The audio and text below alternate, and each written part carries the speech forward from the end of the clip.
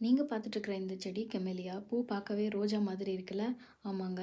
இது ரோஜா மாதிரி தான் இருக்கும். ஆனா இது டீ வகையை சார்ந்தது. இந்த இலைகள் எல்லாமே பார்த்தீங்கன்னா, பல வகை டீய தயாரிக்கிறதுக்கு யூஸ் பண்றாங்க. டீ மட்டும் கிடையாது. அழகு சாதன பொருட்கள், அதாவது என்னென்னன்னா லிப்ஸ்டிக், ஆயில்ஸ் இந்த மாதிரி நெறைய பண்றாங்க. Skin care products.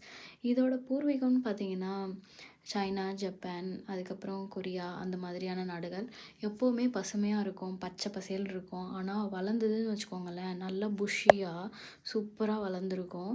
இது பார்த்தீங்கன்னா, சின்ன அம் அ பூ பூக்கிற டைம் அப்டின்னா, குளிர்காலத்திலேயே பூ பூக்க ஆரம்பிச்சுரும். ஜனவரி, பிப்ரவரி அப்படிலாம் பூ பூக்க ஆரம்பிச்சுரும். மத்தபடி ரோஸ் பூலாம் சூப்பரா இருக்குங்க. வாசனைலாம் வராது. ஆனா மலர்ந்ததுன்னு வச்சுக்கோங்களேன், கார்டனே நல்லா அடர்த்தியா நல்லாயிருக்கும்.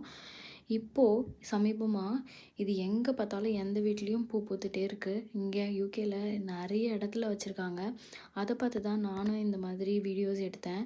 இன்ஸ்பயரே ஆகிட்டேன்னு சொல்லலாமே! அந்த அளவுக்கு அழகா இருக்கு. ஆனா இது வந்து கீழ விழுந்துச்சுன்னு வச்சுக்கோங்களேன், உதிர்ந்துச்சுன்னு வச்சுக்கோங்களேன், கொத்தா தான் வரும். சும்மா லைட்டாலாம் உதிர்ந்து வராது. இங்க பாருங்க. இந்த மாரி காஞ்சு போச்சுன்னா பார்க்க கொஞ்சம் நல்லா இல்ல.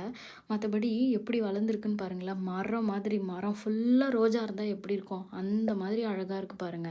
தூரத்துலேருந்து பார்க்குறதுக்கு சூப்பரா இருந்துச்சு. இங்க பாருங்க, கிட்ட போய் காட்டுறேன். இந்த மாரி தாங்க. சூப்பரா இருக்கும். இது பல வகை கலர்ல இருக்கு.